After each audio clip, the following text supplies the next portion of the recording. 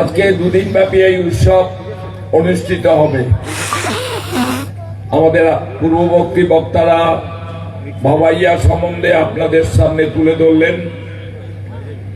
আমি শুধু একটা কথাই বলবো, আমাদের নতুন প্রজন্ম বাস্তবেই কিন্তু ভাওয়াইয়া গানের প্রতি তাদের আগ্রহ নেই।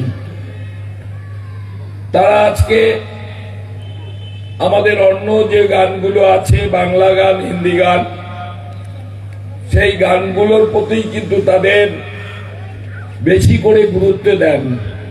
আর বিশেষ করে আমি একটা কথাই বলবো, আমাদের সমাজ যতটা আমরা শিক্ষিত হচ্ছি, আমাদের এই নিজের ভাষা, আমাদের কৃষ্টি, আমাদের এই কালচার, আমরা কিন্তু নিজেরা সেটাকে পরিত্যাগ করছি।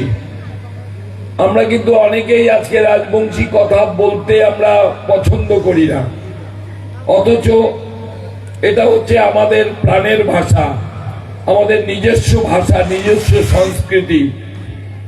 কিন্তু আমি একটা জিনিস লক্ষ্য করছি, আজকাল আমরা সবসময় মোবাইলে দেখি কিছু কিছু ইউটিউবার আজকে কিন্তু তারা অনেকটা, যেমন কিছু খারাপ তারা প্রদর্শন করেন, কিন্তু নতুন ভাবে কিছুটা রাজবংশী ভাষায় কমেডি, নাটক, কিছু গান, তাদের মাধ্যমে কিন্তু আজকে অনেকে দেখতে পাচ্ছেন।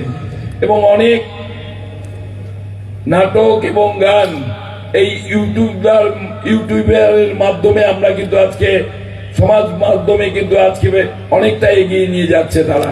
যাই হোক, আমি আশা করব আজকে 8টা অঞ্চলের প্রতিযোগিতা এখানে অংশগ্রহণ করবে।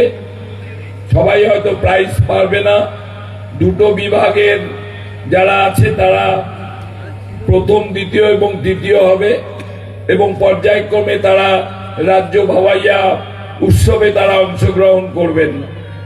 কিন্তু যারা আজকে প্রথম, দ্বিতীয় বা তৃতীয় হতে পারবেন না, আমি তাদের উদ্দেশ্যে একটা কথাই বলবো, আগামীবার আবার আমাদের এই ভাওয়াইয়া উৎসব হবে। আপনারা 1 বছর অনুশীলন করুন, হয়তো আপনারাও সেই লক্ষ্য পৌঁছতে পারবেন।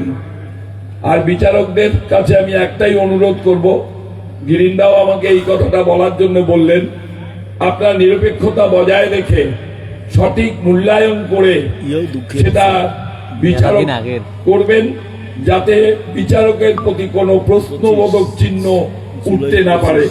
আজকের এই অনুষ্ঠানের সাফল্য কামনা করে আমি আমার বক্তব্য শেষ করছি।